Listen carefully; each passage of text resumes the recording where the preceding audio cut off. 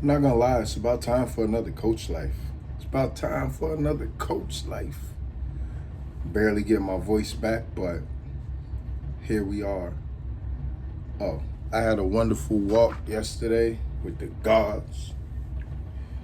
We kicked off, we walked damn near all the way down to Canal, basically. So 20 plus, close 30 blocks, and we was going across town. And it was just nice. The weather was good. People were out, except for the pollen, But the pollen is good for the pollinators and all of that stuff. So it was fantastic. But the reason I wanted to touch base with this Coach Life today is because I felt so happy this morning. I mean, it's my birthday, so I'm not really a birthday person, but for some reason today I was like, yo, I was floating. I was just smiling. And if you just randomly smiling in New York, people are like, yo, what's good? So I was just crossing the Pulaski Bridge, feeling good. And then when I got to school, I was still feeling great. And I just was like, okay, this isn't just me and my birthday. This is what happens when the spring, when the spring is sprung, we get hit first. So we want to be excited, but we get hit. It's like, it's the transition. You can't just jump into it. So we got to kind of gradually ease into it. So that first couple of weeks, it's like working your way through it. And then once you get through, then it starts to, so I think my birthday, Mother's Day, spring, the rhythm of spring, that's what this Coach Life will be. Rhythm. Like we finally get the timing of it. It's like, it's and finally you can throw something. So we're finally in the rhythm of spring. Rhythm. Yeah.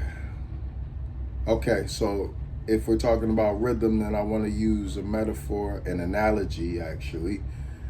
When a bunch of students wanted to learn how to juggle randomly. We were all in Fee's office, and it just came up, and so I showed them how to juggle. And they're like, yo, how can you do that? I said, it's easy. It's just like braiding. And they're like, what? I said, it's just like braiding. Like you take the hair. I mean, it's a little different, but it's pretty much the same thing. Outside, inside, outside, inside, outside, inside. And you're taking 3 and making them 2.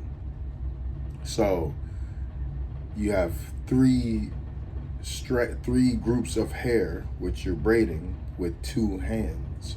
You have 3 balls which you're juggling with 2 hands. In order to do that, one of them has to be suspended somehow. So that's the trick. The trick with the braiding is it's suspended in, your other fingers.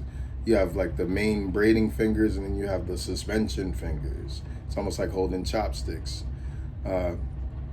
With juggling, it's the same thing, except you're using gravity. So when you throw one ball in the air, there's the one that you already have in your hand, and there's the one that's already in the air, right? So if you start with 3 balls, you throw 1 in the air, then you have 2 balls in your hands. So that ball that's coming down, you have to both catch it and throw at the same time. That's the trick. That's the transfer. So 1 ball, 2 balls in one hand, 1 ball in one hand, throw the one up. As it's coming down, you got to throw up and catch. And now you have another one in the air. Throw up and catch, throw up and catch, throw, catch, throw, catch. You're juggling. So it's the magic of 3 with 2. And it's all about rhythm. It's all about rhythm. Braiding hair, not so much, but with juggling for sure. Once you get the timing down, you don't even have to look because it's rhythm. Natural laws, universal laws, not the laws of man. All right. Coach Life. I hope y'all have a blessed one. I'm going to be floating. So, ciao.